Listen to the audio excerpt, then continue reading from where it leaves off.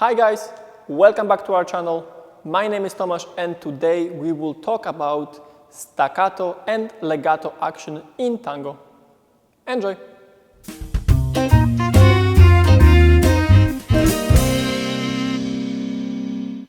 Let's first start with what is staccato and legato action. So staccato, translated from Italian, means detached.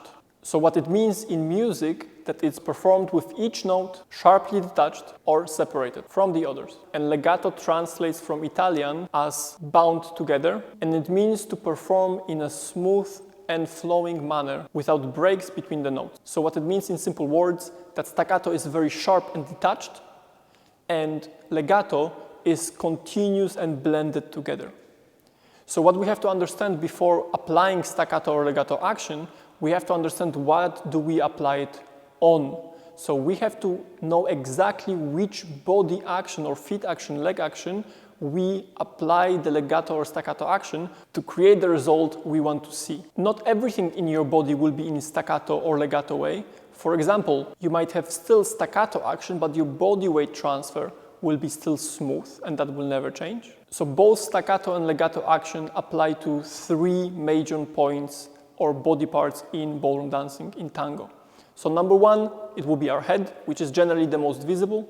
Number two, it will be the turn or placing of our feet, which is also very visible. And number three, it will be the very sharp and stopped or not stopped continuous, because it can be legato, body rotation. And we will today try to concentrate on only those three body parts, performing those very specific actions in certain way. Let's start with the head. And if you want to see the full video about the head change, please see the link in the description below. The technique of your head change, whether it's legato or staccato action, will not really change. What will change is the dynamics of the execution. So your head will still be turning around the common axis that is your spine. We still want to maintain the posture. We still want to start at 10 and finish at 2 o'clock, or start at 2 o'clock and finish at 10 o'clock. All those things are similar. What is the difference is the dynamics of the execution. So now, in general, when we talk about the legato action in the head change, we will do it smoothly from 2 o'clock to 10 o'clock and from 10 o'clock to 2 o'clock. We will try to feel the whole time we have.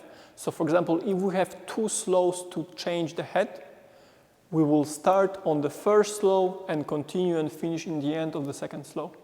So we'll go 1, 2, 3, 4. And if you want to go the other way, 1, 2, 3, 4. Now, when we talk about the staccato action, it's the detached and sharp motion. What we want to do is still start at 2 o'clock and finish at 10 o'clock, but we want to do it as sharp as possible, and we want to make it as stopped in the end as possible. Which means that if I count again into 4 beats, I will not go 1, 2, 3, 4. I would go 1, 2, 3, 4. I will wait just to show the monumental stillness. The second major body part we'll go to are the feet. And now, as simple as that goes, again, the feet can be placed in the legato way, which means the very slow and continuous, and many people describe it as the walking of a cat or a tiger, right? Or we can do it in a very staccato way, which means it's placed and stopped. And that's very important. To demonstrate, we will do a very simple exercise just to make you understand how can it be done in tango. I will stand sideways. I will put my arms to the side. I will be quite low because it's tango. And now I will pick up my left foot up and place it forward and backward in a very smooth and continuous legato way. Or I can place it front and back in a very sharp staccato way. Now, if we count it, so we actually make an exercise out of it, and we try to, in a legato way, cover one slow as one foot movement forward and then one movement backward, the foot in the legato way will never actually stop. So if I start going forward, it will be 1, 2, 1, 2, 1, 2, 1, 2, 1, 2, 1, 2. So the foot will be picked up and placed in a very continuous way in front and back. Now the same thing applied in staccato way. We will try to place the foot on 1 as sharply as possible and then wait out for 2. I will again pick it up just in the last possible moment to make it on time on 1. So the longer you hold it, the faster you will have to move it in order to still be on time. So again, I will pick it up and place it on 1, so it will be 1, 2, 1, 2, 1, 2, 1, 2, 1, 2, 1, 2. Now please notice that through the entire exercise, I try to maintain the whole upper part, including my standing leg, as calm as possible. The staccato and legato motion in your feet only apply on your moving foot. So the standing leg will be always continuous because the body weight transfer has to be continuous. As I mentioned before, you don't only place your feet, but we can also rotate and swivel them very quickly as well. In the same example as the head, I can swivel my feet very continuously and smoothly, or I can do it very sharply and wait out. Sharply, wait out, sharply, wait out. And that will be very useful, especially to the followers opening to promenades in all the links or 5 steps. And of course, we can do the same exercise. So if we count to 2, we can go 1, 2, 1, 2, 1, 2, or we can go 1, 2, 1, 2, 1, 2, 1, 2. Of course, in actual dancing, we will most usually turn on one of the feet, not both of them. Now, the last body part that is really visible to use staccato or legato action is your upper part, so the body rotation. Now, it's very important to understand that as a couple, very often we will be just turning smoothly around, but we also want to accent it sometimes. For example, in the progressive link, we can either open very smoothly to the promenade, or we can apply that body rotation, especially for the leaders, in a very sharp and stopped way. And that's very important to understand. When it comes to feet and head, it's actually very easy because those are quite small body parts to coordinate. When it comes to upper body, it's really big and heavy, so it's sometimes very difficult to stop very easily.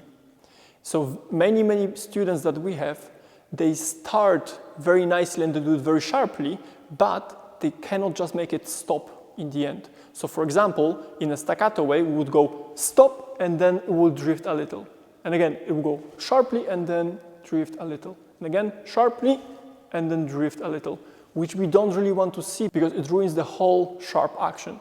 So what we want to do, again, we want to be as sharp as possible, but only if we can stop it exactly in the end. So I will be sharp and stop, and sharp and stop. And if I move even a little, it will ruin the whole result. Also, please remember, which is very important, especially for the leaders, that sharp doesn't mean more. It means precisely the same amount of rotation in your body, but just done in a very fast way. What we see very often, that the leaders get carried away with the sharpness and then suddenly overturn a lot, which makes it very difficult for the followers. So you have to really know the angles you want to create from your body rotation, and whether you will do it in legato or staccato way, it doesn't change the amount of turn you will create. Because remember, the amount of turn is a necessity for the follower to actually open to promenade or follow you around in the room.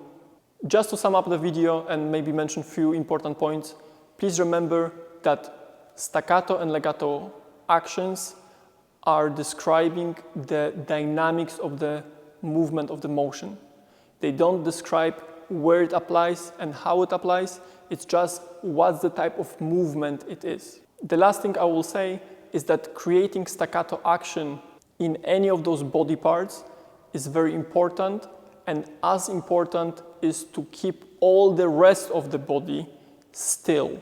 If I want to show that my head is really sharp from A to B, the last thing I want is to also move all the rest of my body in the same time. So for example, if I do that, it might be much less visible to do the head than when I just do that, right? And that's just an example of the arms. It doesn't matter where they are at the moment, but it's very important to be able to separate that particular body part, whether that's your feet, whether that's your body rotation, or whether that's your head, just separate it.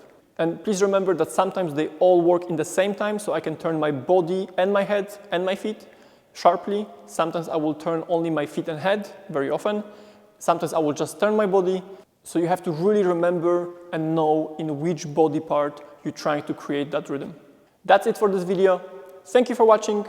Please don't forget to check out our online technique classes. There will be a link in the description below. As always, if you like the video, please hit the like button. If you have any questions, please put them in the comment section below. And I will see you in the next one. Bye-bye.